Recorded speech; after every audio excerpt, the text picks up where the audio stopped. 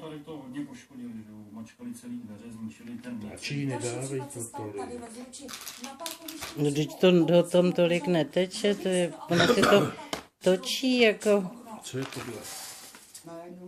To jsou sírový.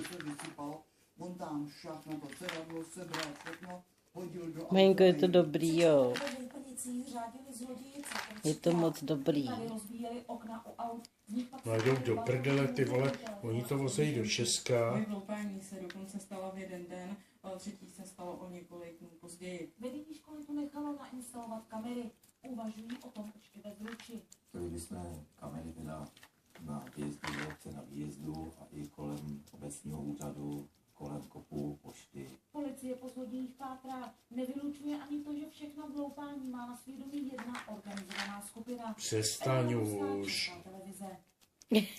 To není proto, Mají, už ti nechce dát. Předváděli normálně šaškárny. Je to dobrota strašně veliká, jo. Strašně velká dobrota, no jo. Maria. No už nemám. Češtině to tady není, ty vole. Už nemám. Už to schamala všechno. Šupová baškářky s drůbežím. Už to všechno schamala. Kočička. Tak si běž zas na pelíšek, no, až zase zítra dáme. No, už nemám.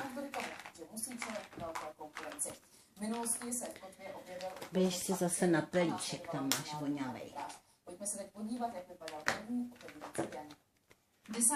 únor 1975. Tak já jdu od každého něco dám, jo. Zadržovat vojáci. Zahájení provozu nového obchodního domu Prior Kotva v Praze se zúčastnil soudu Antonín Kapek.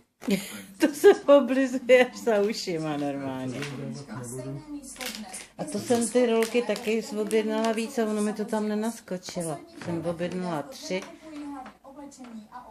Ty vole, tady je věci. No. No kapsičky. Už půl roku se s městy nemůže shodnout na výši příspěvku.